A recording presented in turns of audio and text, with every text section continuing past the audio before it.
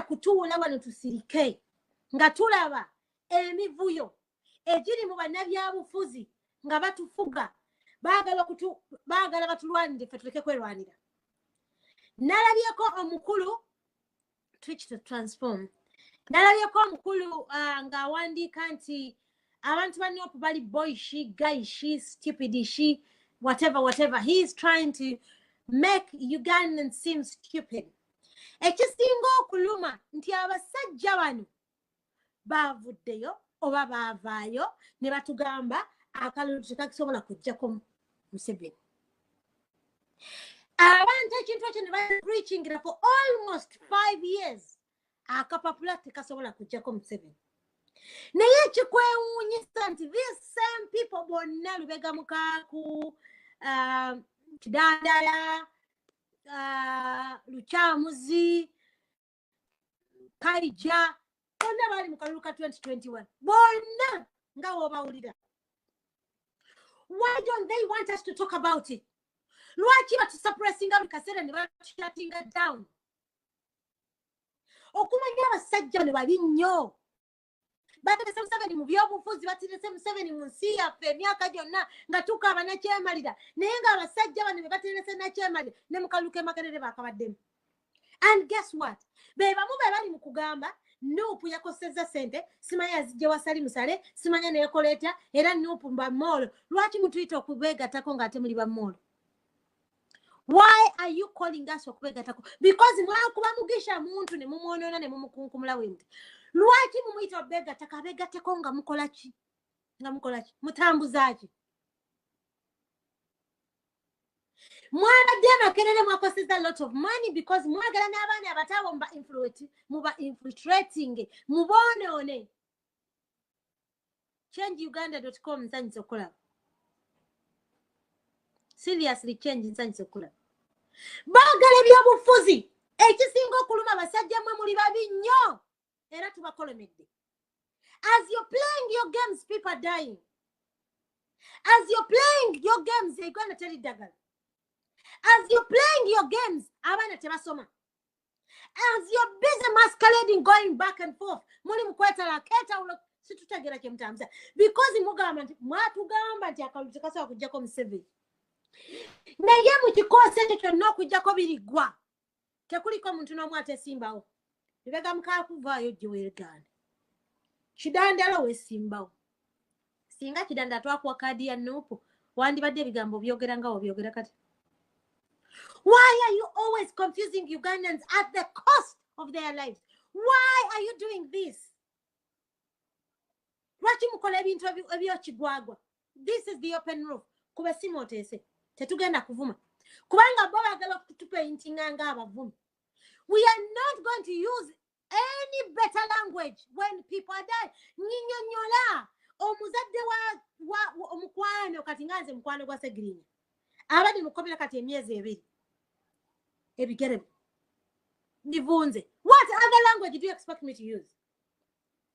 Nalabye bana abakazi baafu butuseeyo nana mu Afrika yaafu butuseeyo. Bonna balinganga headless chicken balinga ensenene babuka bati. Babadde basirise all this while. Kati they are jumping up and down because they are all over the place because they're always looking for attention. Bwe balina muke balyamu. Lwaki bantu mwe muntu wagala okutwogeza ebigambo? Why? You are playing games, but at the cost of people's lives. You're playing games at the cost of so much. Government here in Uganda has not created anything. Te creating za minimu. Te making za sure anti corruption yaggwao. Abana Uganda are suffering from ignorance. Kitegeeza nti ignorance omuntu aba alina okusoma. Ne education system bagikutte bagisudde kutaka. Museveni has created absolutely nothing. Naye mwe muli mu kumascaladinga naye, mujja muli mu kubuzaabuza abantu, ate mulowooza tugenda kujja wano tubapartinge on the show and tell you thank you so much. Tetugenda kusobola. You can tell us that we are boyishi and gawishi and whatever. You can use every word in the dictionary, but we are sick and tired of your nonsense. Ugandans are tired. And we are going to deal with you with obuba mwagala lutalo tugenda kuluba kuba full blast. My name is Patricia and I speak with all due respect. FDC temina chemutugamba, you have messed up. Ani ane mukazi Stella Nyanzi oyagala kwesimbawo.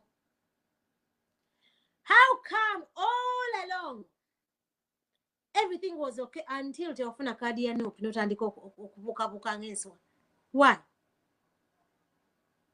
is it always when some of you people are not getting what you want, then you start throwing toys out of the plum? Because you want everybody to think about you. You want everybody to pat you. We don't have time to pat any of you. We are desperate Ugandans who want change. We are desperate Ugandans who are extremely frustrated beyond reasonable doubt. We are desperate Ugandans who want to out-sit the Nachemarida. But you have turned it Mugano to play around with people's emotions. When you see people stabilizing, when you see people now standing and they're saying, you know what, we need to do this. Ngamutandika. Chagulanyi, like I said, teya iseko muntu yena nti muje, teya kubye kalango nti bana ye muje tugende, nothing. He went to Mbali. And people turned up. So if you are testing waters to see if Chagulanyi is still well respected in the struggle, you saw what happened in Lira and you saw what happened in Bali. But Samugudu went to Lukunjiri. What happened? So you want us to be quiet as you're masquerading on radio upon radio, TV upon TV, back and forth. Nobody's touching you, but you want us to be quiet about it. To whoever said, oh, we are not going to do that. We are sorry. Not today. Not today. The country is singing Masajamu. Harold Kaija. You stand here and Mugamba Kalutaka na Kujakom 7. Na you Harold Kaija nkuwachinga. Nakula na ku Saturday ndo zawade ku program chi. In fact it could be BS. You were talking about Ngotumira Kubantu constituents because you're coming in 2026. Herango bagamba bakulabire dala. But you're telling people Kalutaka na Kujakom 7. What are you guys moving around doing? Why are you doing this? Basajama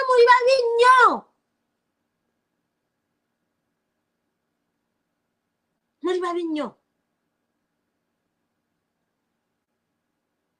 Wabade kwediso lya gwanga. Why are you messing around the country simply because you're selfish? Kwa mufuna mwaka center kababezao, naka moto kakababezao, no bwenzi wa musobola practicing peacefully, ne mnyo mwenga gwa mwe, ne mzunga. This is exactly what you're doing. But we're not going to allow Ugandans. Ugandans, let me tell you Ugandans, to worry any fair ground anymore. There's no fair ground. If they attack us, we're going to attack them back. If you are trying to confuse Ugandans to Jabavuma, we are frustrated Ugandans. And when somebody is frustrated, you cannot tell them what language to use. If Mahatma Gandhi yakwata B, nagamba bantu bakunganye B, bamutambuze. What do you think that for kwogera bwogezi nti olinga amazi kinene nnyo? I'm only giving an example. Lwakimulo was that in the Ugandans after burying their own children. Omuna Uganda yatula ku live nalaba Frank ngagwamu omuka. Omusubira nti agenda kuddawa akukwate nga kuwembejjera. No, Mr. Besigye, no, it is not going to work like that. If you're tired, ngawe wagamba nti oli retired kid, dayotule waka. Stop moving around. Stop confusing Ugandans. Mwajja ne mukuba mugisha muntu ne mumukuba ne mukunkumula bwe muti ne mumuteka kutaka ne mugamba ye molo. Kati mwambaze mutandise nupu molo Chagulanyi yalya legelege kati ate muntu gamba tubegate tukoleki. Why are you trying to suppress us if you're honestly and genuinely believe in the struggle and want to move into the struggle.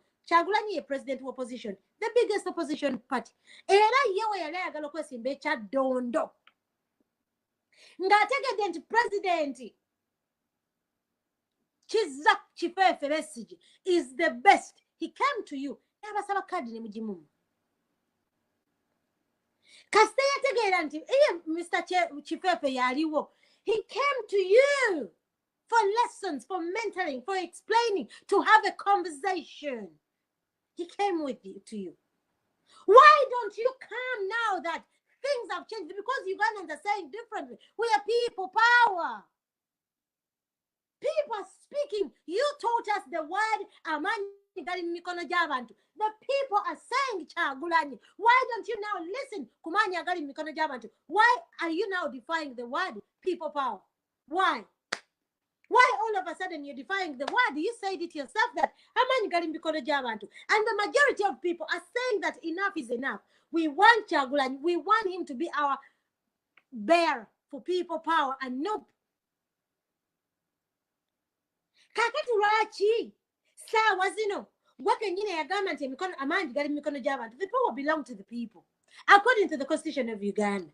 Article tusimanya biki n'ogamba muno amangi gali mikono gy'abantu gwake nyine n'okitusomesa. Now the maani has come into the people's mu mikono.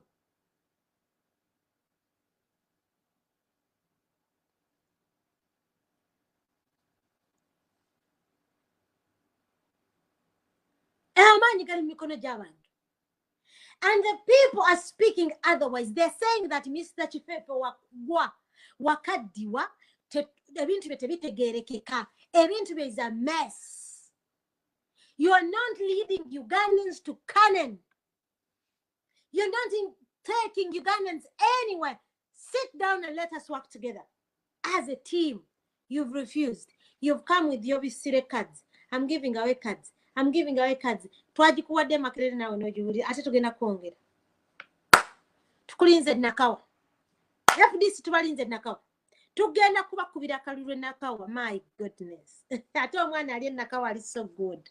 Very, very intelligent young boy from North. Tugenda kubakuba akalulu. David Musiri webale. By the way, David Musiri is the one akwasaganya ensonga z'abaana za obululu bw'abavubuka. We need, first of all, Ugandans, we need to support these young boys and girls. Tuyina okulaga Museveni nti we are still standing. We are tired of him. We want him out of power. Kati tunoonya power. Tunoonya bukulembeze. For we need to be liberated from slavery of this nachemalira. We are not looking for power. So mwayama munoonya power, mugende muyimirire ku motorway, muoganireyo. We are not looking for power. We want to liberate Uganda for starters. Ebya power bija kuja in time.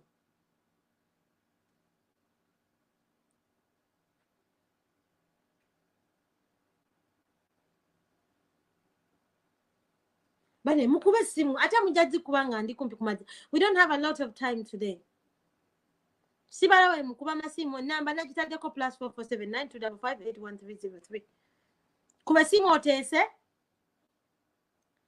webereremu. Kuba esimu oteese osobola okubeera nga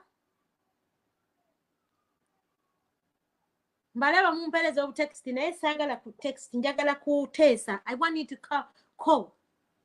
Ate eno program agenda kubeera mu programs bbiri. Mulimu n'abantu abali mu change nga bagufudde mu mugano ogw'okuvuluga struggle.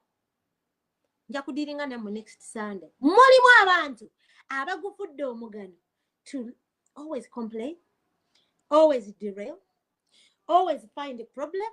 In everything they find a problem. Lwaki Kyagulanyi ayogedde bw'ati? Ate lwaki Gundi ayogedde bw'ati? Lubongoya is not the one. This and that the other. This Patricia nedda. Lwaki Patricia yayogera? They always find a problem. I am going to deal with such stupid people and very, very low Q thinkers this Sunday. Sorry, next Sunday. It's your call. It's the open roof on Sunday with the Iron Lady, please call and sagala kubera nga Tesa because I've already spoken for 17 minutes.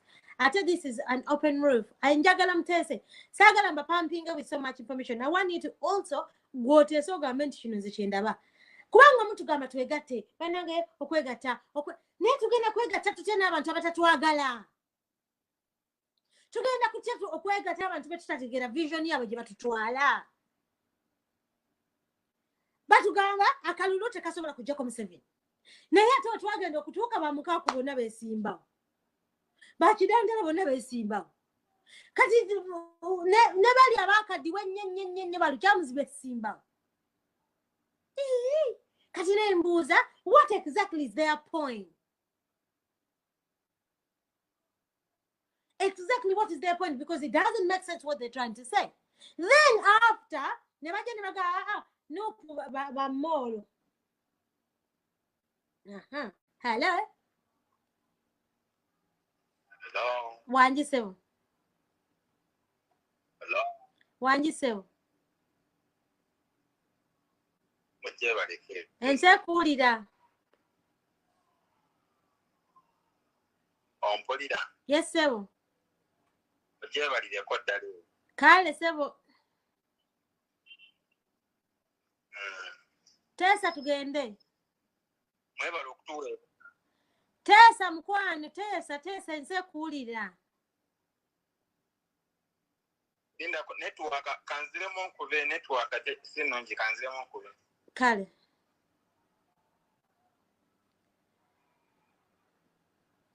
Kakati mulimu wano gwenda bambi Simon Kampala nkulaba nnaku ekuluma naye ffe tetuganye kuba essimu kweri oteese so lwaki owandiika kubanga ojja kuwandiika point yo leke kubeera well put across kuba essimu kuliko +447925581303 oteese ekiteeso kyo okiyiseewo abantu oba nnyonnyole nti Besigye tayogerangako era tumuwaayiriza takala tukasobola kujjako Museveni era mukaaku teyeesimbawo era Mabikke teyeesimbawo era tulimba nnyo tuli babi nnyo Kidandala teyeesimbawo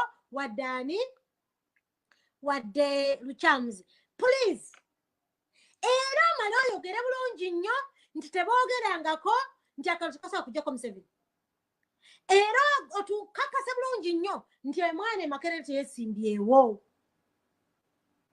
Why are they always participating in these things? Yet they are the same people who are saying that these things don't work. Why? This Kamanyero is going to happen non-stop for as long as they play around with people's emotions at the cost of people dying every single day. For as long as our people, over 150 people, are in prison in Kitaria, and young girls are in Kigo, we are going to use every single Kamanyiro. Tugenda kubavuma. Tujja kubawemula, tujja kubagamba buli ekitugira mu mitwe gyaffe. Because tewali kigambo mu nsi kisobola kugula bulamu. Tewali kigambo kyonna ever nkugambe Mahatma Gandhi yagamba abantu bakwate B. Poo. So tosobola kugamba muntu ali mu lutalo nti don't use this kind of language. No. Feba Patricia, fatuli ba activists. Tetugenda kubeera ku mmeeza eteekerateekera Uganda. Kyagulanyi simulyangako nga awemula.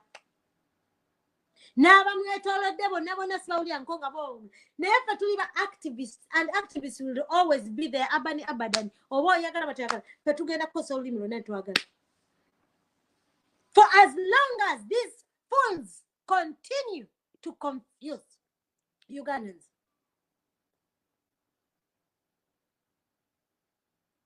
For as long as these people continue masquerading and confusing Ugandans, tujja kubibagamba mu lulimi lwonna lwe tusanga. Tetugenda kublockinga muntu yenna. Hello? Mukyala Paati ogende Esther. Yennyabo Esther. Kakati ze badde bye kuteesa katono sikanji. Kateeseze ddala kanzijeko hitters. Mbadde nteesa ati bano abantu ba FDC tebatwagala. Okusingira ddala omukyala Nyandula bye yayogedde kandidate waffe Makerere. Yennyabo.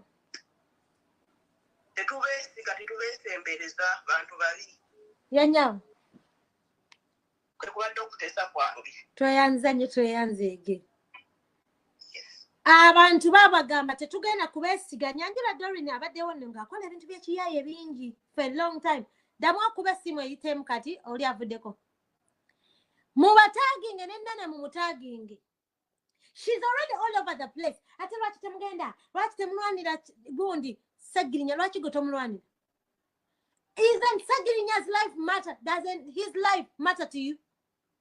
Who told you that olwokuba muntu wa Noop fetuli ba people power Noop can do what they can try but watulemereddwa buli omu asobola okuyimirira buli omu azanye party ye this is people power so don't come here and start criticizing ebintu ebyekisirusiru owandika buli minute ebbanga lino lyonna n'abaana babadde basiba mu kompera weeyambula n'ogenda ne bakusalamu n'abaana simanya biki batogenda ne weeyambula nakati why hello ejebale konya kale sebe nawe jebale mwebale kuweereza amina kati nze mbadde njagala ku eno nteesa nga bugambye open roof yes sir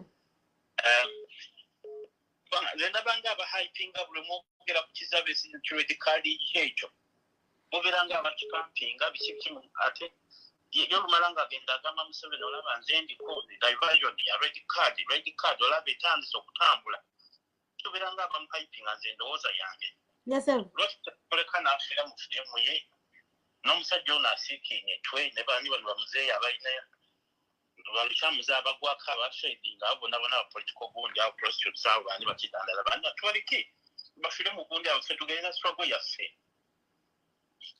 yes nabeera abo batupampinga kiridi card simanya biki ebintu ebyo kwaba buli gundi almost gye ngendako mpya boogera red card biki kiza besije eyo abeera afuna puliti wa Museveni agamba olaba nkozeeko diversion olaba nkola diversion naye besijja nga basaba ssente nga bamuwongera ng'atandika kutambula simanyi tuyinza kukikola kikendeeza kireme kulabika nnyo nti ate tubeera nnyo ku Besigye tumuleke afire mu firimu ze tumuziike eyo nga simanyi nze bannanga abateesa bo bakyogera kakati kankuddemu sebo enyabo ebyobufuzi bya Uganda mbisomye ebbanga kati ndoze emyaka gingenzemu 3 nabitegeera bulungi buli wooleka ekintu n'otakiwa budde kisobola okukula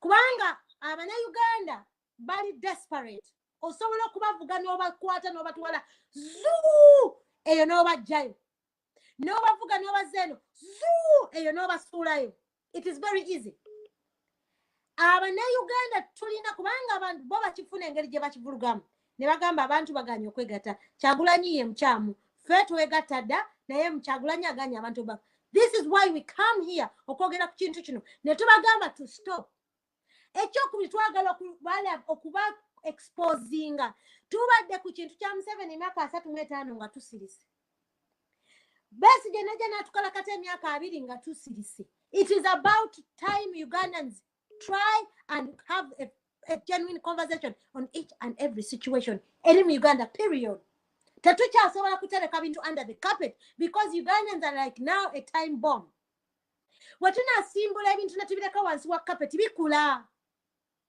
byeyongera kula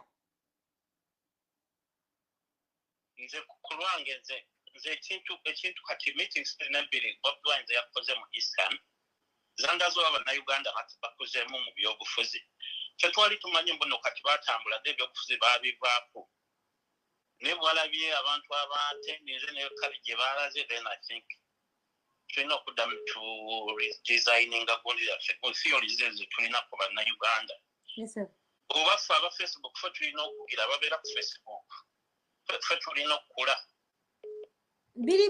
it's a double-edged sword nze ndowoozamu muno ffe aba Facebook tutambulye nnyo ku kintu ne tukigoberera tukihypinga tetukihypinga mukwano tuwuliriza abantu abali ku ground singa tetwakuba Besigye ne tumukuba kumufiirako blue black singa sitwamukuba yali akyabuzaabuza abantu nnyo naye luno olutalo twamugulako lwamu exposinga So what we are doing is not hyping him. We are exposing him, and we are going to continue exposing him because we want to put it to the people that these people are confusing them.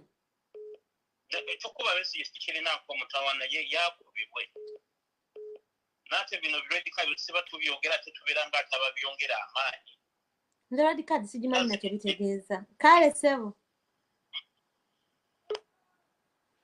Tuyanze. Ate nkubidde ku video nkwano. Why are you calling me on a video?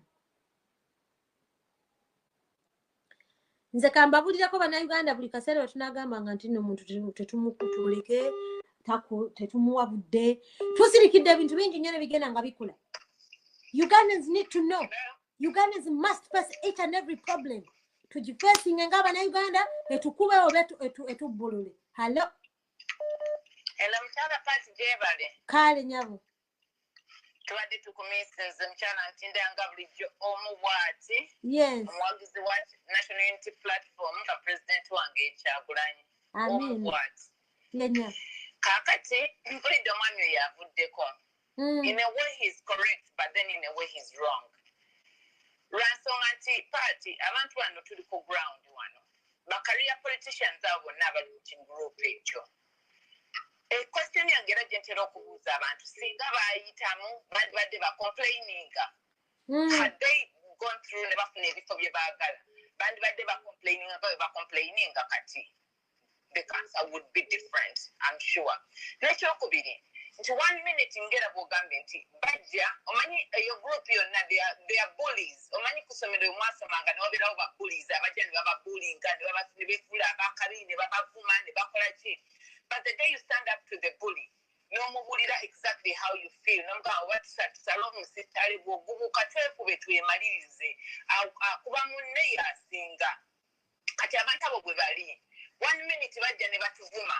Engwezo, the hooligans, they don't know. Project M7, Salim Sari abawa sente, bichi. And the next minute, bali ku muzindalo. Gabatandika. Abantu pull the spaces open mujje twegatte. Kakati tunegatte kicyangu omala okutuvuma. Omala okutuvuma. Netugamba tuli babi. Tukolera mu 7, tuli ba hooligans. Ate tuyite tukwegatteko. Kati bwe tuba tukolera oppressor. Nga tulina ejjota tuli mu ntebe emu naye. Ate tuyite otwagaza ki? Why do you want us to join you? Why? Ekyo kintu kinnemye okutegeera mukyala party. Ekintu ekyo bakikola omanyi abantu abo they are radical but they pretend to be innocent. In the eyes of ababagoberera bad disciples baabwe balaga nti this is the way to go, this is the alpha and the omega. But if you look at that man's tactics, ze zaamukamaawe gye bali mu nsiko okubullinga abantu. It's all about bullying people. Ne bajja ne batubullinga. Mukole kino, tukole kino. If it's not about him, then nobody else. And omanyi ebbanga ery'emyaka 2 alimaze nga indoctrinating a group ye. Nga indoctrination, I don't know how to call it in Luganda. Bakiyita batya mu Luganda. Ng'alinganga omanyi abafuula nti ye kabaka, ye katonda. Kibwetere, yes. Eringa cows. Abateekamu, abasigamu omutima ogulowooza nti without him. Yes, ebbanga lyonna azenga omanyi omuntu okuindoctrinatinga n'emyaka 10 mingi nnyo n'omwaka gumu oba 2 giba mingi nnyo n'atakwa space eyo babudekika yayogera nga you think that he's got the wisdom. Don't get me wrong, that man has got some bit of wisdom in him, but the problem is that takkiriza malala to flourish. By now what he would have done, he would have nga waliwo omuntu gwagambye nti you know what, a good leader always abeerayo n'abantu nabantu mu retirement yange kale gwadde nkoze indoctrination naye Patricia will be able to take on oba mukyala nti will be able to take on afuna it's all about him. Bw'obuuza kakati eri gye bava ani omulala asobola okuvaayo n'abeeranga baleeta muriya ati ate kati naye bamusudde ku the problem with him is commentaring muntu yenna era ezo tactics za 86C the 86C tactics ez'okubullinga, tactics ez'okwefuula alpha and omega, tactics ez'okwagala okublackmailinga abantu. Naye ogwo omuzannyo gwe bagendamu ogwo okublackmailinga nagwo twaguyiga tugutegeera bulungi. Kati era bagutandise tujja gukuba toyinza kumpita paati oŋŋambe nti twegatte twetaase ate nga buli lwokwata akazindaalo buli wobeera wokwata akazindaalo ovuma omuntu oba abantu abawagira otherwise abatakuwagira n'obavuma they are hooligans twabagamba temuzi akalwa obululu tekajja kati red card gye tulaga mu 7 yegenda mujja coach yatugamba plan B. What is plan B? The 13 points zatugambye is a transition. We all know that fenna tubimanyi kubanga bitunyiga bitunyiga tewali kyanjawulo kyatubuulira. I would have expected them to say, you know what, buli omu walabira enjuba n'omwezi, buli awulira nga anyigirizibwa musooka okutuwa red card yantugambye twegatte tulumbe street naye kabyogera atugamba nti bwe bapoliisi bwakukuba ng'ojjayo red card, bwe babba sente ng'omusolo ng'ojjayo red card. So what difference does it make? We have been in this circus far too long. The one thing I don't dispute is that I agree with them. But the one thing that I, for one, just kukkiriza kwe kutubuulinga. Ebyo baabikola mugesha muntu ne bamubuulinga ne bamuvuma bwali mall. Kati yali mall nga bamanyi nti mall akolera mu 7. Ate kati bayita waaki. Owulira mukyapati. Bayita waaki essaawa zino. Abakolera mu 7. Musale bawa sente abalya lwaki ate mutuyita? Why do you have to invite us to come and join you if we are malls, if we are in bed with the junta? You should be coming out with bobabuuza at most of them bwe baba kubulira ebintu bino bobabuuza ati kale okay fine tuli enopu oba ne president wayo balya oba bajunta oba bakolera mu project nga bwe mugamba babawadde sente biki bombuuza ndaga ku bukakafu kubanga kati wano we tutuse Uganda, we are so desperate for change. Nti kati bwe nsanga nga walidde ezaamu 7 nja kuleeta obujulizi ensi yonna ekukyawe oleme kuddamu kutubuzaabuza bw'obibasaba nga batandika welindako ojja kulaba tewali kyolaba. Literally bye baatandikiramu 20 years ago ebyokulimba ebyokublackmailinga abantu ebyokwefula you know always party omuntu bw'abeera nga ekintu kyakola nga kyakola aba ayagala nnyo okugamba nti paati gwe naawe kyokola okubika ekikye kyakola. You get? Bo bennyini bandibanga be bali mu muzoogwo sirina bukakafu wabula nze ngambye bandibanga be bali mu muzoogwo ng'omaliriza okwagala okwebikkirira abantu abatabateekako attention nga batandika ne bali mu muzoogwo bali bakolera oli bali bakolera naye bonna bw'obabuuza nti singa era nkibabuuza nnyo wano we tuli ku ground kinaye singa Seranyazi yayitamu Mukaku n'ayitamu Mabike n'ayitamu Ken Luchamzi n'ayitamu oli omusajja Katerego wa Jema n'ayitamu wenna gye baali beesimbye bonna singa baayitamu bandibadde babyogera olitakuwa ansa nemubuuza kajja buli lwatuuka ku muzindaalo ku CBS jo yabadde kuzimba enzimba ensi yo ku BBS bwatuuka n'agamba bannakampala mbalamusizzaako mundabiranga ddala 226 ate tugamba akalulu tekajjaako mu 7 ate otumira bannakampala 226 mundabiranga ddala. That is the confusion. I think that is the problem we have with these people. Is the confusion. They don't mean what they say. Bogera kintu kirala olw'okuba society gye tulimu, they have a little civic competence. They say something different and they do something different. But now Uganda this time twebereremu omuntu tuyinka abantu questioning, and I'm not saying that even the president of our president of Uganda should not be questioned. That is Mwami Kyagulanyi. Bw'obanga oyina ekintu ky'olabye but you don't agree with him, ekintu goyina legitimately nga confuses. You ask noga ne Mwami Kyagulanyi batugamba kino ate kakati okola kino, but for me so far talina kyeyayogedde n'akikyusa. Yatugamba obululu emikono y'amaanyi gali mumu. It's up to you. The problem is that Uganda abamu abalina selective hearing and selective understanding and lack of civic competence bakugamba wabitugamba tubikwase. Can I need a video? Okubikwasa means that I lead you. Nemba leadinga, nemba tuusa, but did you come to fight for your victory? Or you just sit behind computers and the microphones and the Facebook and wherever and write and go on the street border and you talk. This has to be each and every one. When Kugamba part into your leading, you are leading us, but we have to fight with you. We're commanding, we go. He commanded these people go. Kirasi monitor agambye mchala ntinda umba. Mwapumba umba bana Uganda. Nchino chimanyi chalasinga bagamba betegedera. Naye potegedera kwabwe sometimes kuli so narrow. I'm sorry to say this. And I put it down on Museveni because Ugandans abazaliddwa okuva 86 abali n'emyaka enanga Museveni ayingira mu bukulembeze mu 86. Their civic competence is very little. What we need to do right now is kutandika okubuuza the hard questions. Nti lwaki mutugamba akalulu tekajjaako Museveni? Ate at the same token, lwaki mutumira abantu nti mutubalabiranga ddala 2026 kiki ekigenda okubalonda? What is going to change in 2026? Batugambye by January bajja kubanga red card yetugize, and me I am looking forward to see what red card has to do. Maybe bwana basobola okujjako Museveni, asooka okujjako Museveni tetujja kumwaniriza neyanzeege kali nyo tweyanzeege katukwate omuntu omulala ajja tese ebigambo bye. Hello. Waliko sebo. Kulamusiza mama. Kali sebo nawe jebana. Kali ngena Australia. Naye ku mulamwa. Nzikiziganya nawe. Nti kati ngena mu Australia, in fact tukulabanga one of our own. Nti edobozi yaffe tulina Disa Mugwe. Yes sir. Era live zitukolera nnyo. Okiwulira mama? Yes sir. Kati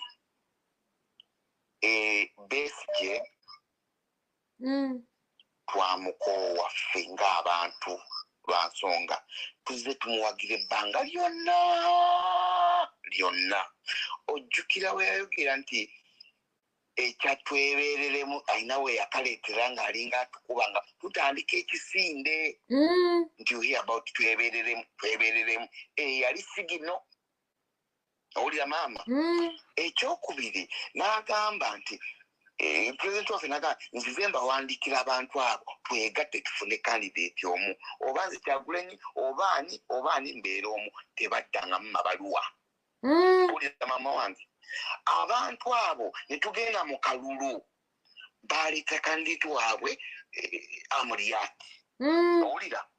Naye wonna we twatambulanga ground eraga nti ffenno people power ffe tuli ku ground nga n'omutakiraba ayonka. Okiwulira? Kati nze nteesa benti maama wange. Tuyina kuba bave ku ssiini.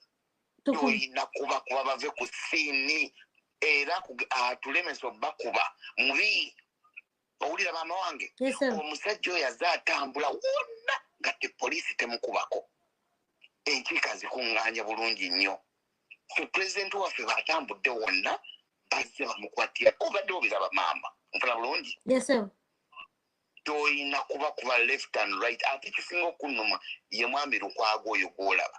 Alinga omuntu omuwumbwa tuutu awoza rule of law naye tali focused ku ggwanga. Ali focused ku muntu omu baati. Nfuna bulungi? Tali focused ku ggwanga. Njagala kubuuza ekibuuzo kimu. Waaki Lukwago alaba nga ground FDC teriyo, kabe mu Kampala, kabe kansala k'abaani teyegatta ku nuupu, balina egatta ku nuupu ng'avaako obusajja bwe. Ofuna bulungi? Ng'avaako bwa meya road meya bwe. Abaana ba nuupu be bamulonda mu Kampala. FDC yamulonda. FDC yamulonda, mbuuza gwe maama. Yamulonda. Tebamulonda. Abaana ba nuupu be bamulonda kubanga kale gwe twaleeta yalimu ebituli. Kiri obvious. Tukamba wa ekisajja kyekiriwo katukironde. Ofuna bulungi? Naye atukuba. This is the right time twekube anaava ku wiru ya leero agende. Bannayuganda badecidinga dda maama wange Kyagulanyi president. Nze njagala tubawe challenge bayite laale naffe tugiyite. Nga tewali tear gas, tewali bayita balete red card tulete ekisinde kya people power ekyaffe tulabe man. abantu abo twabako tulina kubakuba era gaano bakuba mulabe nnyo Ng'omaliriza ssebo tubalabise nti bafu kale nga maliza ngamba maama benti nti omulama gw'oliko nguwagira 100%. Yes, sir. Era bwe bagamba nti tetuboogerako no nabo batwogerako.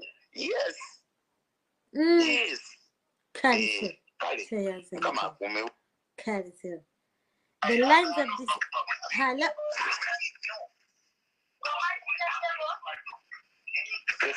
Kendeza kale nkuwulira kati. Yes, webale nnyo mwanyi nazo tuweereza. Kale, sir. Era n'abatuwuliriza bonna amanya n'eddoboozi Tamale Bobiwine okuva wano South Africa. Yes, sir. Nyabo omukwano olese topic ya leero FDC Dr. Kizza Besigye ne kati ekintu kye batonzeewo kye bayise red card. Nyabo bano abantu bonna nga bw'obalaba mu FDC omulamwa gwabwe wakutuukiriza agenda za dictator Yoweri Museveni. Kubanga if we can remember correctly, Besigye yali political commissar wa NRA regime. Besigye tavanga mu position eyo. Besigye yasalirawo Museveni ani gwagenda okwapointinga regardless of their merit. Okay? Yes, sir. Waliwo omukubi akubye n'agamba tulekeraawo okwogera ku red card ne Besigye. No, we have to inform those who are listening because my sister Patricia, you have a big follow. Yes, sir. People following you. People analyzing your information. But if we keep quiet on this kind of diversionary, we are losing the track. Bana abantu bakuba nga previous call wagambe tubakube. From bottom to top. Besigye talina kirungi kyaleetera Uganda. Besigye talina kirungi kyavaamu. Juzi n'abadde ekirooku ekimeza Mutumbi omukazi yavuddeyo n'ayanika Besigye. N'amwanika yenna. Bano abasajja badrivinga agenda ya Museveni. Omukyalo omukubi ovuddeko agambye nti omuntu asooka okujjako Museveni gwe tugenda naye naye jjukira balinayo pulaani ekola ameku. Ng'era Besigye alina okuba ali omu ku ba architect. Besigye alina okuba ali omu ku ba architect. They want the masses to rise up so that tuba tetuvudde mu bubi obanga wonabuuka omusulo ate n'olinnya mu bbi singa wabaawo amekuupu yonna. Yes, sir. Uganda eba tenunulwa. Uganda tetulina oginunula abantu. Ng'omaliriza?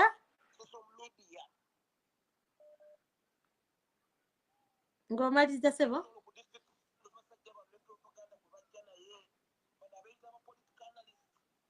Abeitaba kingmakers in the opposition. 41 years before His Excellency Robert Bobiwine Kyagulanyi omukulembeze wa Uganda omulonde yatujjukiza natugamba nti abasajja bano abawangalidde mu opposition beetwalanga abantu abali mu kkomera ng'oli yalwanira obwa katikkiro asigale nga yakatikkiro wa Booma emyaka n'emyaka si kye tuliko. Ng'omaliriza? Ngamaliriza nsaba bannayuganda bongere okusitula amaloboozi buli omu waali ategeeze ensi nti Uganda eri mu buwambe n'abasajja abaliyo abafuga ensi eyo bawamba mpambe oluvannyuma lw'ennaku z'omwezi nga 14 omwaka guno.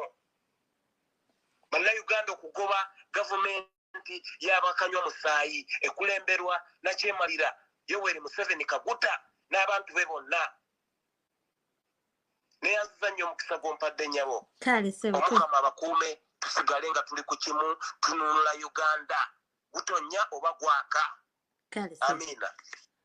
Bannayuganda bo bagamba nti mukulu Besigye ebintu bye mukola tetugenda kubakkiriza kufutubbala ku bantu.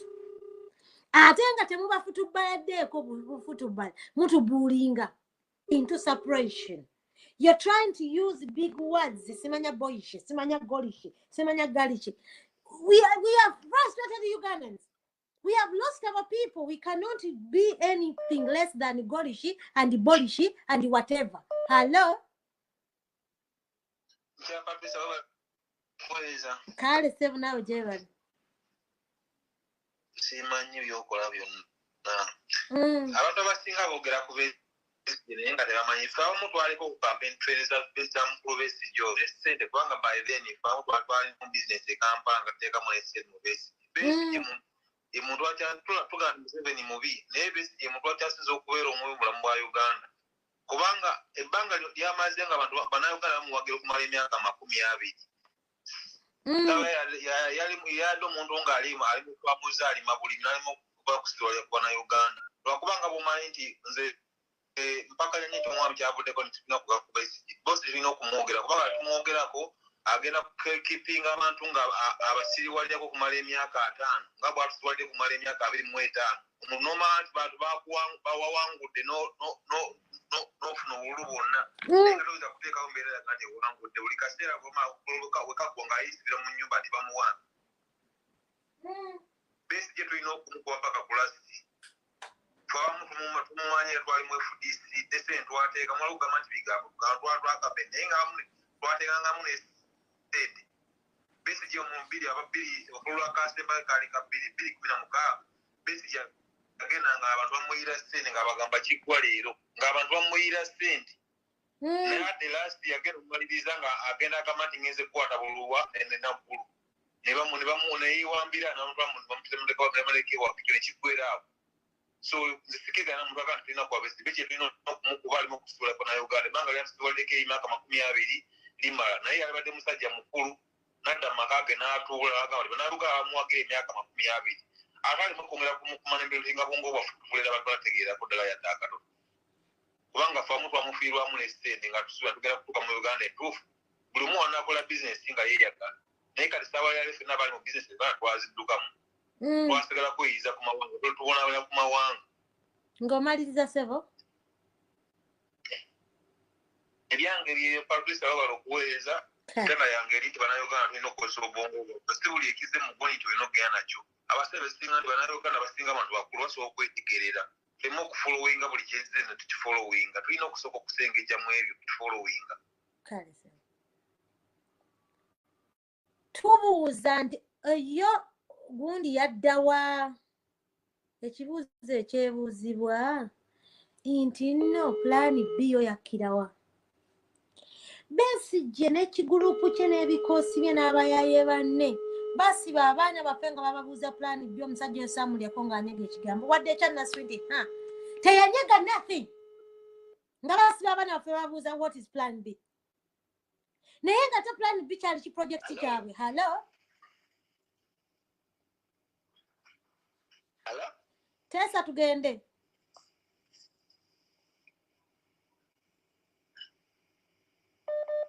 Omusali ready kuteesa katutukwate omulala ali ready tetulina budde. Hello Mama webale kuweereza okaalise nawe gyebale ono Alex asinzidde wano e Dubai kamukawakayaga nkulamusiza classmon webale kunwanirira kuyita mu line ebirwadde zibize naye kakati webale kuleeta mulama mulungi ogwo topic nungi is quite interesting buli muntu alina perception y'engeri gy'alabamu ebintu naye nze nja kubiraba mu ngeri eno nga mu ndowooza yange nga bwe nkiraba ekintu kya red card kino okay it is a wakening up call okitegedde kusajja yaffe abanuupu kubanga nze mbadde ndabawo some kind of reluctant abantu nga kale ebintu babiriko naye tebateekamu nnyo kye tuyita what action naye for my side I'm a little bit happy kubanga bwe ndaba movements ezitandise okutambula like northern part of Uganda so we are back on the track segedde nja kuwagira abantu abagamba nti tumukube Besigye tumugye mu line from their perspective they are right also okitegedde kuba tetwetaagawo nnyo muziziko naye nze mu ndabe yange this game is a marathon nga bwe nataddeko comment yawo okitegedde buli omu alina gy'ayagala okuyita asooka kaguwa agambe nti we are the winners nga tudduka misinde jalire asooka kaguwa ye tiimu eba ekoze ki eba ewangudde naye nze mu ndowooza yange buli omu alina space to operate okitegedde kuba nze ndaba abo bonna bonna abali mu red card they are failures toyinza kuŋŋamba bamabike balukyamzi the likes of Mukaku and whatsoever they are failed political what babadde mbyobufuzi ebbanga ddene naye they are faded already tebalina kyebayinza kuleetawo segedde kubanga omusajja yagenzeeko bugenzi mu northern Uganda naye olaba ebbugumu eriri muki mu bantu and the regime is scared already we already on the winning track segedde naye nze nsanyuse nnyo red card ya Besigye in that etuwadde wake up call abantu bave mu silamba balowooze nti struggle yaggwa etuli mu 2026 battle erina okugenda maaso otegedde nga tuyuya omusajja left right and center bana aba FDC banafu otegedde banafu nnyo naye ababakuba bubakube okitegedde bakube bave mu layini tetulina buzibu nabo naye ffe tukimanyi bumanya nti ki twagala nnyo Uganda ejja okubeera ng'ekwebula Kyagulanyi Ssentamu Robert nze ndaba abo balukwago enyini tusobola okubiringa naye mu kanso tulina bakansala abasinga mu kanso otegedde wiizi lukwago is nothing otegedde webali nnyo webali eddala kijja kutwala budde bungi kubanga abantu bangi baagala okuba amasimu webali nnyo maama webali eddala. Thank you very much Alex. Thank you. Webali nnyo webali eddala oteseza bulungi nnyo era endowooza yo nnungi nnyo nti yakugambye nti you know what at the end of the day buli kintu everything kijja falling in place along the way twagala tugaane but at the same time tetugenda kusirika ayagala okusirika obwo bunafu balengana banafu tebaagala kubasumbua buli kintu baagala bagamba ebyo bireke munaye hello wanjeza kuwulira sebo yes but teacher yes sebo yeah let's kutandika nga ngamba yes sir yes sir yo nali ndyeyo lira nga nabyenkola eyo nga byenabyo nekolerayo gye president gyeyansanga yes sir naye tuli kwogera president engeri gye yajjamu naye twagala twogere president nga tanatuuka ekyaliyo owulidde yes sir muleke mbabuulire ebyo gundi Besigye alinga omugagga nga wali mugagga n'oyavuwala n'otakimanya nti wagwa n'otakimanya nti wayavuwala otegeera nga waliwo kyokugenda okugula nga tokyalinawo sente z'olinawo oba nga tokyalina kyotunda gye Besigye naye bw'otuuka ebira okimanyi nti olweggulo olwo nze nabye nayintamu abantu abantu basula nga kyeboogerako naye nga mulimu abasirikale abaali batambula nga mulimu n'abantu abasinga bagamba abantu baleke kukola ki tebajja mu bigundi bya Kyagulanyi ngaze kulira nga bebagamba abantu nze nayo bizinesi waggulu eyo nga nageza bizinesi zange naye kyagenda okeera ku makya nga buli omu n'agamba nti ngenda so nze njagagamba Besigye nti obudde bwe bwaliyo era obudde bwe bwali butuufu bwaliwo nze kale sijja kwogeranga bali nti obambega oba kino naye nze njagala kwogera mu perspective yange nti buli omu aba n'obudde bwe lwaki network eganye kankuddemu ku bino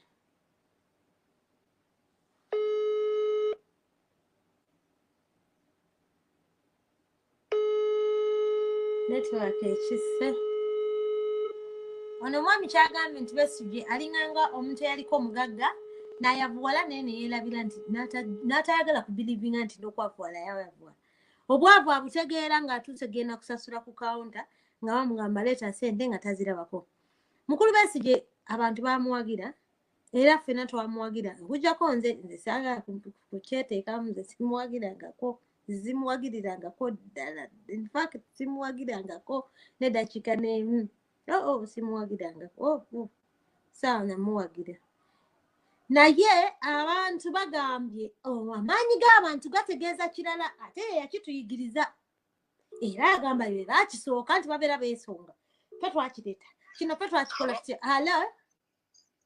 Nkulamusiza paatu weba yetuweereza. Sawula tuve wano. Munnange naye nja kuteesa ku baami abo aba red card beesige n'ekiguruupu kye. Yes, sir. Abantu abo bannange batubuzaabuziza ebbanga ddene. Kubanga ekisinga okuneewuunyisa nti beeramu bwe bagamba nti okalulu tekajja muntu mu buyinza bakyogera enkya n'eggulo. Olabirawo okulonda kwonna be basooka okuteekayo kandidate. Kati weebuuza kati ezo double standards zaaki ze bateekawo. Ate nekyakineebuuza bakwata abaana baffe wano mu kampeyini wonna abaana bakutte babakubye emiggo emiyitirivu buli gwe bakwata bamubuuza pulaani bbi eriki. Naye nga fenga omukulembeze waffe Kyagulanyi tatugamba nti tulina pulaani bbi. Naye nga kyakikoze ekitete kyabwe kyekyakuba abaana baffe emiggo ne babakwata teri mwana omu awagira Besigye gwe baali bakutte nga bamubuuza pulaani bbi bakwata ba His Excellency Kyagulanyi.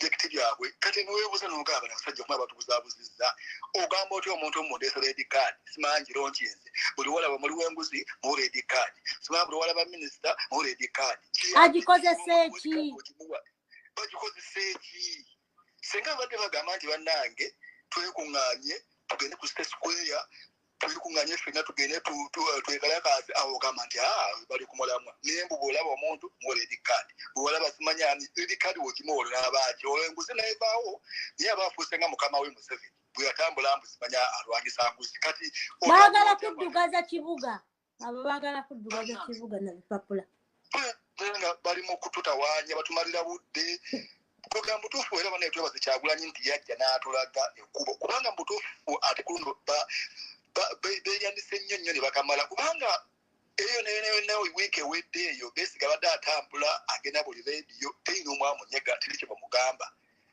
naye omukulembeze waffe Kaasa yagambye nti kati ngenda kutambula rediyo zonna bazimuganye poliisi neefuuka poliisi tiyagaasi neefuuka tiyagaasi naye nga bali batambula kyere ne boogera ne bavuma ate kyesinga kunyiza nti buli watambula ne balukyamuzi baferias abakaddiwedde abamukaaku buli bwakwata akazindaalo bavuma People Power bavuma Nuupu n'oyo aboyi waabwe simanya Patrick Aboyi naye adda ku Nuupu ng'akuba kano weebuuza Nuupu yerina obuyinza nti yeri mu gavumenti gye balwanyisa oba kugamba tufuna abasajja batubuzaabuziza ebbanga ddene kale ng'omaliriza nebaza nti omukulembeze waffe yafaayo n'atulaga ekkubo era ffe tuli ku kituufu tebakyatubuzaabuza njuzaabuza ne Shamim Nambasa okuwangula obwa gate president kati musaayi muto People Power Nuupu yeriko bebali tuweereza kale kyeyanzanye tweyanzige amina ali bataddeko wano ka audio katukawulirize nsuubire tunamuwulira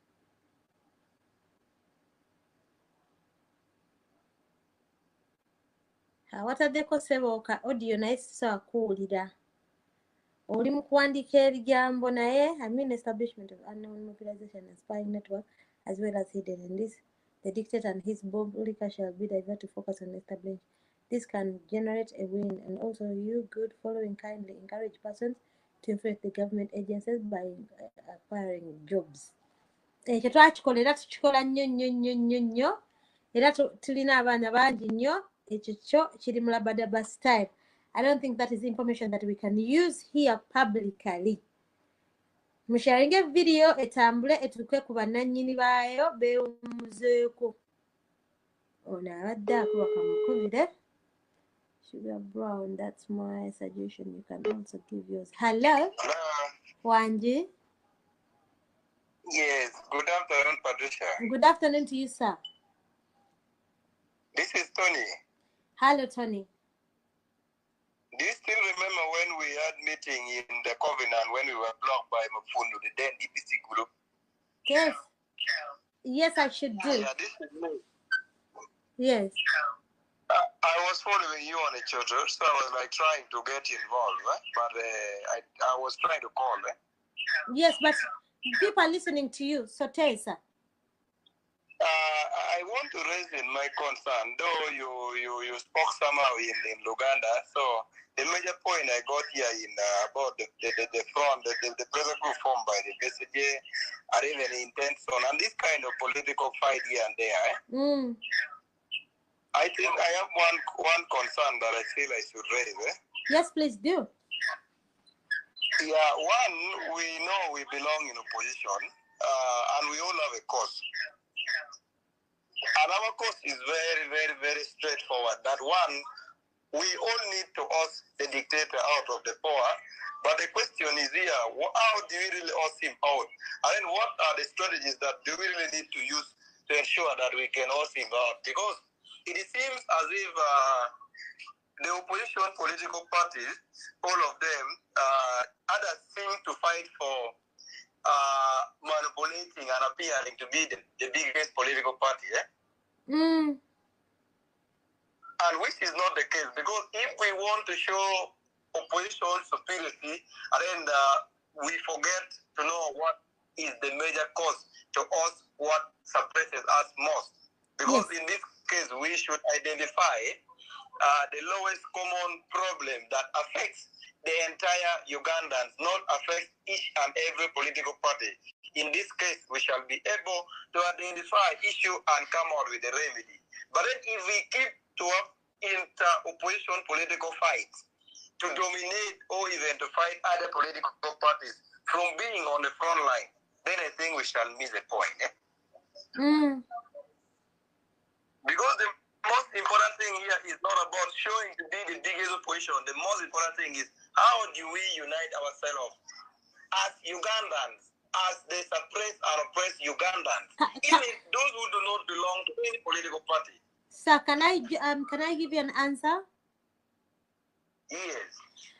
What is happening? The political scene, all the dictator of Uganda, who has been in power for 37 years, he has infiltrated the entire Uganda and messed it up so badly. Believe me or not, if you have to join Ugandans into, if for example, we want to bring Ugandans into an uprising, we must convince them beyond reasonable doubt. You're not going to convince them on grounds of, because they already know that in Gulu, where you come from, there is no medicine in the hospital. They already know that. They already know that their children are not going to school for 2 years. They know that. But they have been completely confused because of the politicians. Yes, madam. Let me finish. You're going to have a time to speak. They have been completely messed around. So when one person comes on the scene and says, you know what, guys, we need to stand together. If we need people from Gulu, we are going into an uprising. We need you from Gulu. We need you from Masaka. We need people from Kapeka. We need people from Buganda region. We need to stand as Ugandans. We are going to go and face the junta and say that enough is enough. But then we come to people and they say, but this is tribalistic. This is Uganda people. Now we can't do it. After for me, I'm Musimanya FDC. After for me, I believe in Besige. I wish Besige was the one leading us. Oh my goodness. I want Mugisha to lead us. There is that major confusion right now that we need to attack, you like it or not. You cannot get Ugandans in one uprising until they have understood beyond reasonable doubt that this is their personal cause. It has nothing to do with the political party. It has nothing to do with Chagulan. It has nothing to do with anybody. But for as long as somebody is confusing them and breaking their spirits, we have a right to attack those people. Period. And we are going, actually, our job is not to attack, but to teach. We want to make Ugandans, and you cannot, we have the best manifesto, we have a good, even Museveni himself has a very good manifesto that could lead Uganda into the best, because Uganda's biggest problem is lack of knowledge. So we need to make sure that education system is good. Lack of health system. So we need to understand that who is the Minister of Health? What is she doing? What has she done? Where's the accountability? Why isn't the medicine there? You understand? So right now, Uganda's problem, how do we do? Because Obote, I'll give you an example. Obote understood the 3 things that were derailing Uganda. It was lack of education or knowledge. So he lifted and he built schools in every city of Uganda. There's Makerere University, we have Masaka Secondary School. We literally, every area of Uganda, Obote went on building beautiful universities and building schools. So he was attacking the education system. Then he understood that poverty is another big problem of Uganda. He made sure that Ugandans can grow their own coffee. He created coffee marketing board. He created lint marketing board. Do you understand? And that is all we need. So the third problem is their health. About built hospitals. There is Mlago in Masaka. There is hospitals in Jinja. And then that is exactly how the country has got to be built. It is a very simple structure that one can do. But the problem right now, it's not the structure of what we are going to be doing as NUP. Convincing Ugandans right now that we shall give you roads, we shall give you hospitals, it's silly. Right now, we need to convince Ugandans to join hands as Ugandans. Forget about complaining. The problem is in Ugandans, we like to complain. We always want to get something out of something. So my biggest problem right now, you're going to come in. Let me finish. You're going to come in. Now, right now, is to tell Ugandans, do you know what? We have a problem. And what is the problem? It is a cancer. And what is the cancer? Museveni and all his stooges. Because Museveni cannot win alone if he doesn't have stooges. You get my point? He cannot win alone when he doesn't have allies.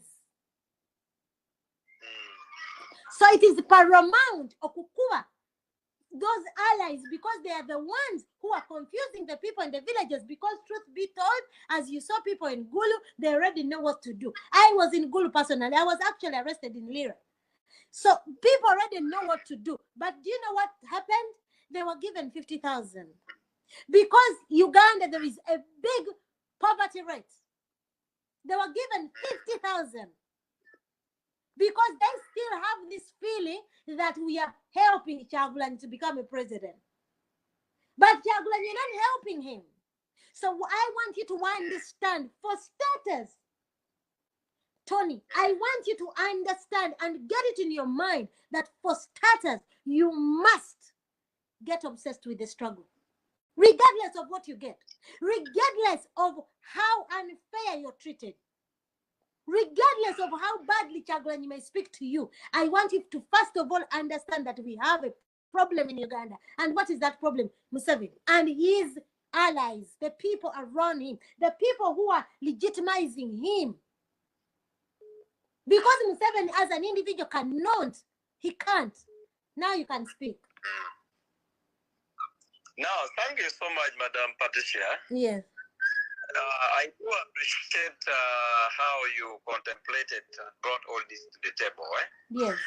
Now, I want to give this to Ugandans who are listening to me within Uganda and even those in diaspora, that Uganda at the moment it is bleeding.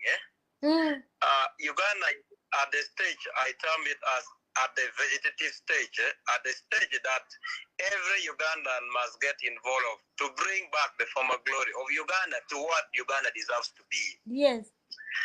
But the question here is, who are the key players? Because in championing of revolutions, not entire population champions the cause. No. Because Uganda's problem, if I did it back to history, is even not far much different from the French story of how Napoleon liberated the Frenchmen from the dictatorship of King Louis. Yes. But then he came in and packaged his information to ensure that the public can perceive it and take it rightly. Because at the moment, especially from my region, I come from northern Uganda, particularly a district of Acholi. The poverty rate, Acholi district, let me say northern Uganda is championing in the poverty rate. We stand at the rate of 67%. as the current research which has been done.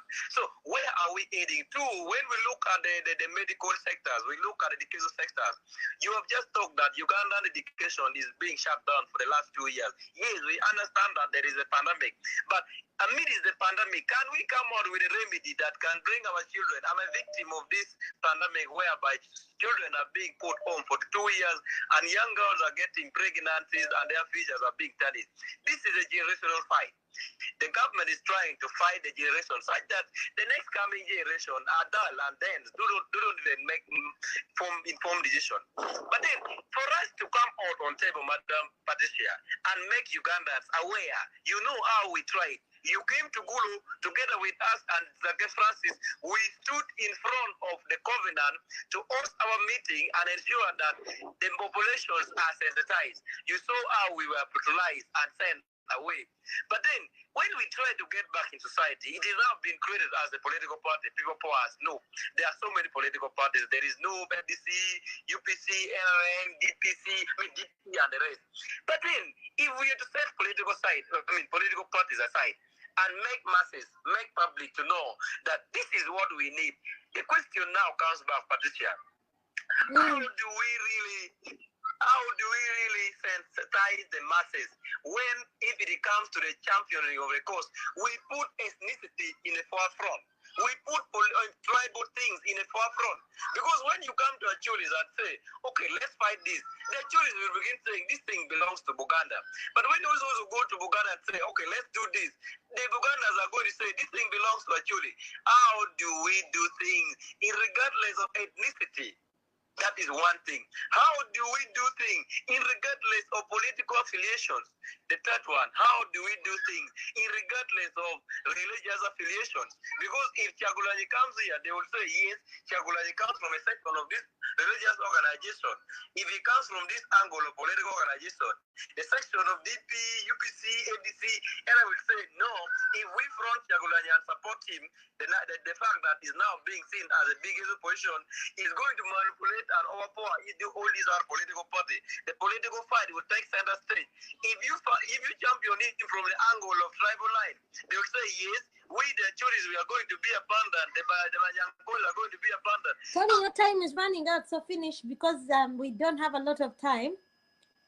There is another program going to take place after. So you need to... you're getting me? Wumba, Tony, we have to finish. You've had 13 minutes, which is quite too long. I'm winding up. So now, how do we really address these three key issues? The political, religious, and tribal line. I would say, Patricia, let's look at the key major thing, and that is ethnicity, tribal thing. In that regard, we shall be able to ensure that the masses are...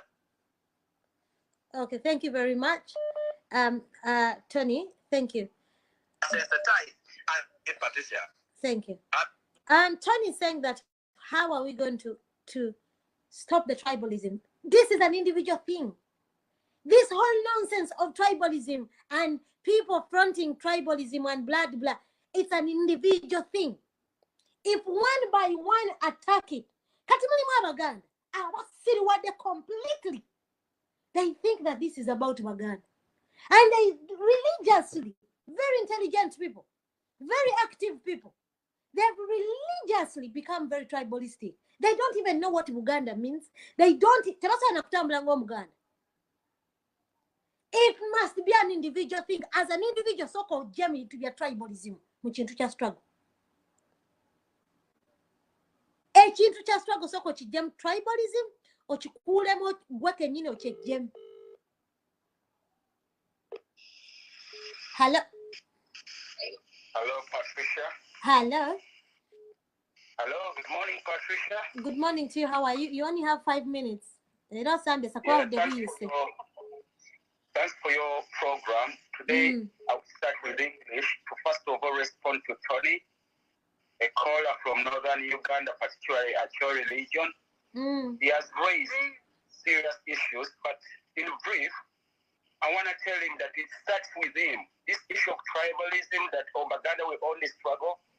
Tony from Acholi should own the struggle himself, and they build a blog from Acholi, the Acholi diaspora. They push this, they join with His Excellency Kyagulanyi. The struggle is not for His Excellency Kyagulanyi as a Muganda. It's for Ugandans. Good enough, he realizes these contentious issues, which, they discussed in their region. Who is leading the struggle is from where and where. Let Tony spearhead this in Acholi. That's how the struggle will go. His Excellency Kyagulanyi always tell the followers that everyone should be a Kyagulanyi in his area. So having said that, Tony Echaberenga Chitegera, let him be the Kyagulanyi in Gulu, in Acholi. Then the other thing is talk about political players' action. I want to tell Tony that we shall see political players like Besigye by their actions.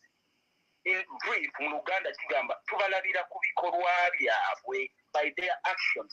So there are no fights, but every Ugandan can see what's going on, who is on the cause. Kubanga muri mu struggle where we are at the moment, we know who is the biggest threat to Museveni's, dynasty, and that's no. So why can't those other political players like this, if they are really legit on the struggle, join His Excellency Kyagulanyi? Katine kirala njagendako kukola Alex eyagambye nti red card front or people front transition nti nga wake up call to people power. Ekyo kigana. That's NRM propaganda. People power tulina bwe tukolamu ebintu byaffe era tewabaayo omuntu avuga narrative eyo nti Besigye abadde akola bw'ati kati nabo baazuukuse. Oyo NRM propaganda, temuwuliza biboozi ebyo.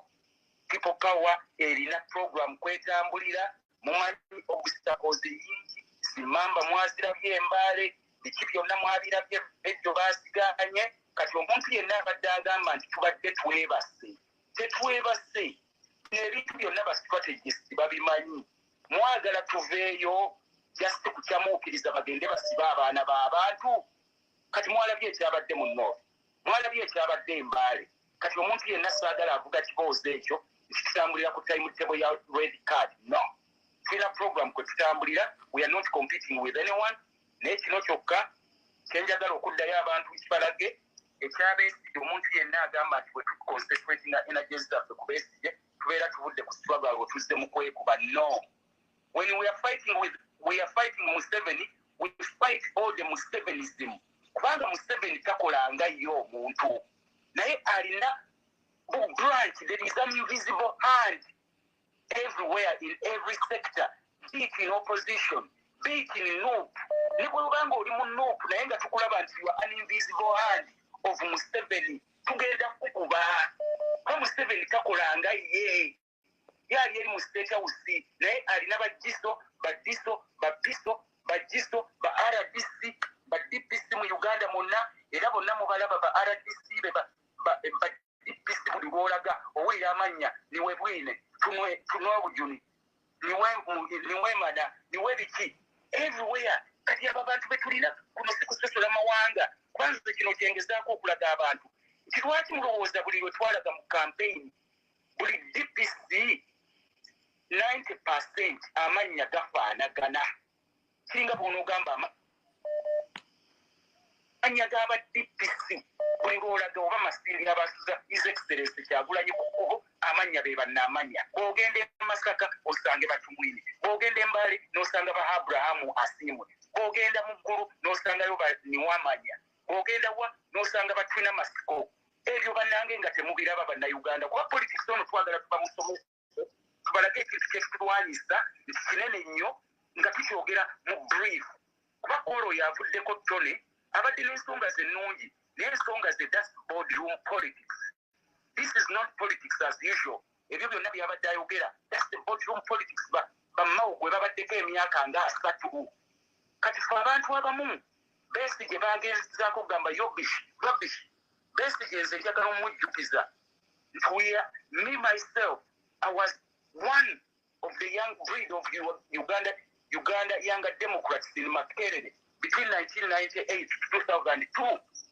Eddakiika zo 5 ziweddeko wumba. Zigenda kugwako naye kamalirize Ssebaggala be yalagira ne tujoyininga Besigye era kati ffe tumukuba talowooza Besigye abantu abamukuba bazaalibbwa jjo abasinga ku ffe twali bawagizi beerukulwe tetukyegaana naye tumugamba tayimu yeeweddeko ebikolwa bye byonna tulaba bikipinga junta mu buyinza ebikolwa bye byonna biza struggle emabega abadde atambula radio ku radio ne banne bamukaakuwawa teri abakwatako kati tugamba bannayuganda mwerowooleze mwetegereze mukuwuninge struggle bino bye tulimu bya ddala birabibwa n'omwana omuto tebyetaagamu boardroom politics. It's not politics as Mukwano maliriza tulina program eddako bajja kunsalako. We only have about 6 minutes, so when nkuyita weebereremu okozesa eddakiika 2 zokka zokka wempuwa chance please just 2 minutes everybody just 2 minutes kubanga nabataddeko ne mala almost 30 minutes nga mbegayirira mukube. Hello yeah hi open roof mulimpeyo kakati topic sincerely sinagiraba naye mbadde mpuliriza abantu biki bye bagamba naye nze njagala kubawamu ka short version. Besigye bamuleeta to distract news era ye omulimu gwagukola bulungi nnyo. Kati ffe NUP omulimo gwe tulina okukola awaki ebintu byonna bye twakubiramu Museveni okuviira ddala mu nga tupreparing akaludi at social media and going to door to door. Abantu twasobola okwanika Museveni ne NRM era abantu bamanyi. Naye kati abantu kye batamanyi their rights. Tulina okuddayo ku ground nga tusomesa abantu. Ekintu ekyo kintu kikulu nnyo naddala constitution nga tugenda abantu tugibamenyeramu. Kubanga awo Besigye wasinzira to distract people. Ate bannayuganda problem gye tulina nti tulyoka era twetaaga every time nti twetaaga kale nze nkiyita emotional support okubeera nga tubakubiriza. Bwe tunaalekawo gap eyo Besigye agenda gyokipayinga distracting people without knowing their rights and what we are supposed to do. Ebintu ebisinga Besigye agenda kubeerawo as a distract kubanga is paid ate ogwo omulimu agenda gukola nnyo kubanga naffe ba NUP tuli interested okujampinga ku byakola naye ekisinga obukulu power belongs to the people. Ate bali abantu beetaaga okumanya their rights era tulina okuddayo door to door. Lwali twali tubasomesa twagala kujjako Museveni naye kati tugoyinge deeper nga tubabulira their rights si be nekirikinga Muwonge Museveni tujja kumugjawo nema n'ateekawo kooti y'abantu ejja kukola nga bavaayo badda ku street to defend their rights. Ebyo bye byetaagisa salute. Thank you very much. 10 minutes to go. Bampadde dakika 5 zokka. 10 minutes to go. Ate tokwata.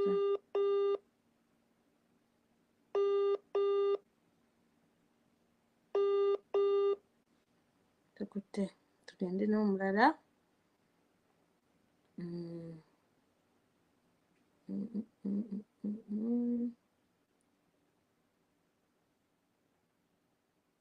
Munange tetulina time.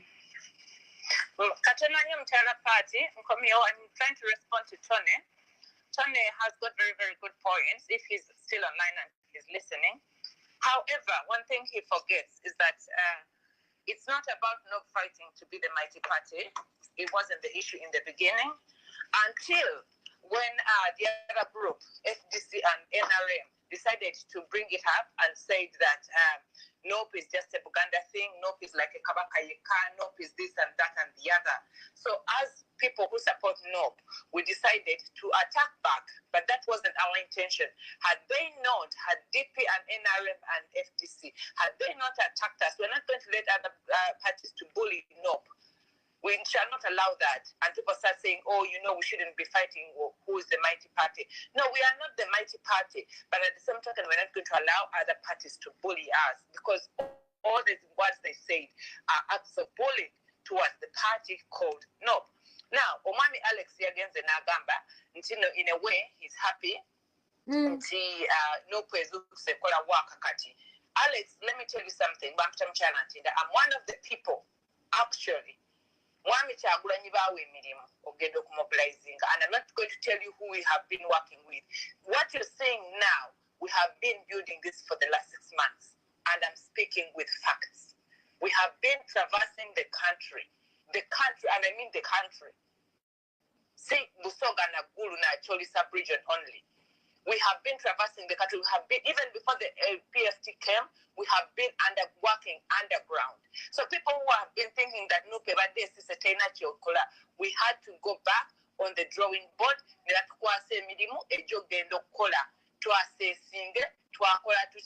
Where did we fail?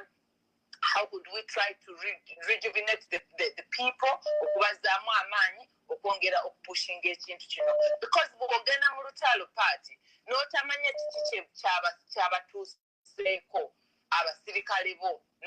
but then you cannot be able to do anything. So we are those that because PFT came best years and as no, for crying out loud, we are working underground, and we have people that are working underground, and I am one of them that is always assigned work to do the traversing of the whole country with my fellow comrades. Thank you very much, Pat. Have a good day. Thank you very much. Mkwatayo muntu omuyekaya asembayo nga tukigadde ndowooza. Hala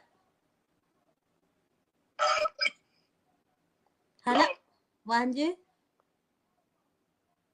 yebaleko nyabo kale munange naawe gyebale kati tanti omulamu olese mukulu yawe balituweereza ano Ntebe naye abantu abo okutusibako okugamba nti nga okitubakopya abantu abo befudisi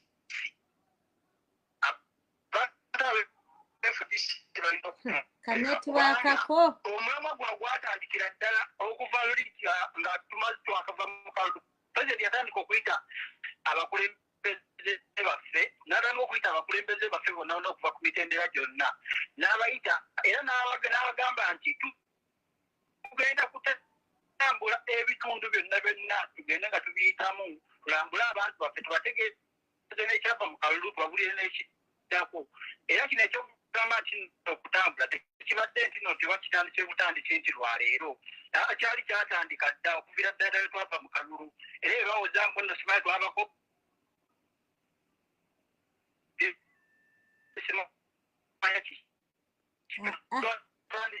kanetwakako ssebo kako kanetwakako kakoonoonye kagaanye sikuwulirako wadde n'akatini bwe kati sikuwulira kampulengeka audio Tata Santoni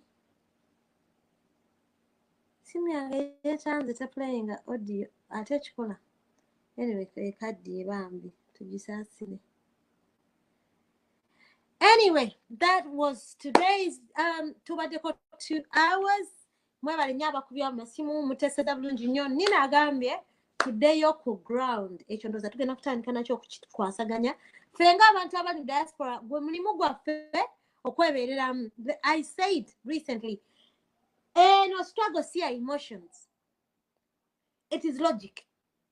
If you want to bring your emotions and think that people are going to feel sorry for you, we are not going to babysit nobody. I keep on saying we are not going to breastfeed anyone. We are frustrated Ugandans, we are tired Ugandans. Logic.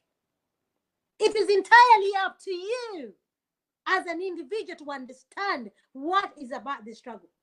If you think that you're going to use your emotions to blackmail anybody, to cry, to fuck, to yambi, please, if you expect that people are going to work more than you expect them to work, those are emotions. It's not going to work. We are going to use logic. Museveni is a man. Sajja muyaye nnyo. Twetaaga okukozesa logic. Nedda tumaze. For example, kikulu nnyo okwajjamu ekintu ekiri tribal. Kikulu nnyo balaba waliwo abantu abalowooza nti ate kakati ffe tuli moda we are Acholi's, Semanya, why is this one, why is the other, then they started twisting around things, blah blah all the time. we must understand that Kyagulanyi is not going to trespass Uganda nga talina bantu ba tribes indala. But at the same time, Uganda and Buganda tesobola kujja kuna Kyemalira. Twafuna ba president ba MP bangi mu Buganda region. Is Museveni out? No. No. So please, this is not a Buganda thing. And those silly things, people who keep on saying, we want federal, but we need to go back on the drawing board. For starters, we need to remove the Nakemade. I've said this, I think someone can use your logic other than your emotions. We need, for starters, to remove Nakemade. Tetuli nawe tusobola kugenda nga tetulina kujjako Nakemade. Ate wamba mugamba nti federal system tulina ba coordinators mu regions ezenjawulo. Kakati mu abatolo. Lwaki temuvayo ne mulwani abehoyima? Lwaki temuva Fort Portal? Bundi bujo side. Omwana bamusibyani bwebali. Lwaki mwabagala federal temugenda ne mulwanira bwebali? Mwabaganda nyenyenyenye mwabagamba tuli baganda naffe tuli mu federal system. Lwaki temugenda ku ekitale ne mulwanira gundi? Twagala tubalabe. Nti ho abaganda batami. Bagenze ku ekitalya ne beyambulirawo. Segirinya ne bamuta awo tujja kulira nga Muwonge nti faro mu north waliwo omwana gwe bakubye ne tubakuba back awo tujja kutegeera nti federal etandise naye if you're thinking ate muyitaffe ate tujja tubalwanire ate you want federal ate isimanya Kyagulanyi jangola te federal north nga gwe womu north toli willing to fight gwe womu Uganda you're not willing to fight for your fellow Uganda. I don't think that is going to work. We need for starters to raise hands, join hands, but to Tingaba na Uganda as Ugandans, regardless of our religion, tribe. For those people who keep on thinking this is a Uganda thing, it is stupid, it is drailing, it is not helping, and those people who attack people based on their tribes, I'm going to deal with you next Sunday. This is Patricia Sayong, the Iron Lady. Thank you.